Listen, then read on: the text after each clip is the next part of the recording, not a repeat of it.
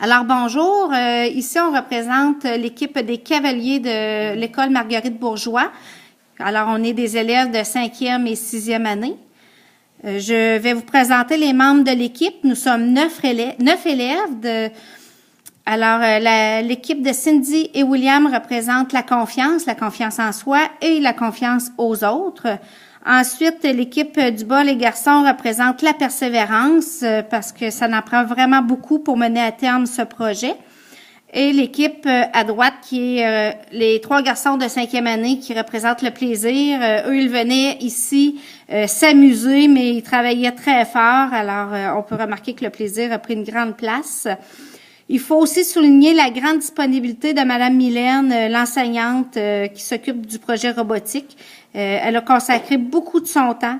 Elle était disponible durant les dîners, durant la fin de semaine, après les classes, durant les journées pédagogiques. Il y a aussi la participation des parents qui nous ont donné un bon coup de pouce.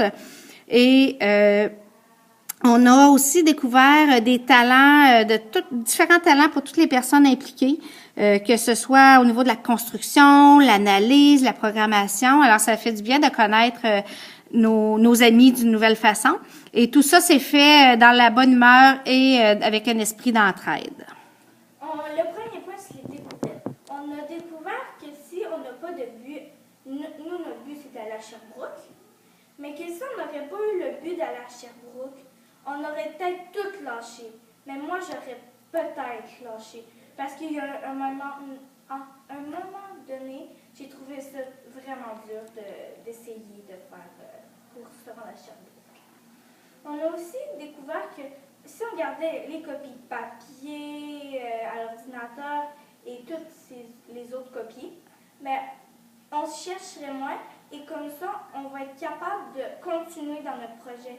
Mais que si on n'a pas de copie rien, mais on recommence tout le temps la même chose 2-3 fois. On a aussi découvert qu'il y a des équipes qui sont capables de faire plus de choses en moins de temps que d'autres. Et fait, en ce cas-là, on a fait... on a séparé les tâches également. Le deuxième point, c'est la compétition. Pour les autres équipes, on a mis nos essais sur le web. On a accueilli d'autres membres d'une équipe et d'une autre commission scolaire, comme Benjamin, le fils de Mme Mylène, notre enseignante, qui nous a aussi aidé à monter le robot. On a eu la visite de son professeur, M. Gino. Et puis, chaque équipe discutait des stratégies qu'il allait faire sur la table. Le troisième point, c'est l'ouverture. On a vendu des billets de la Maison Tanguay, on a fait de la vente de bonbons pour financer notre voyage. Et on a beaucoup eu l'aide de la communauté pour nous aider à financer notre voyage, parce qu'on est dans un quartier populaire. On est la seule école primaire de la communication scolaire à participer. Oui. On a aussi découvert que si, admettons, les autres nous donnent des conseils, il faut prendre le temps de les écouter, même s'ils sont plus petits que nous. Parce qu'on a des fois beaucoup de misère d'apprendre des plus petits que des plus grands. Le dernier point, c'est l'intégration. Quand on a commencé le projet FLL, notre premier but, c'était contribuer à la persévérance.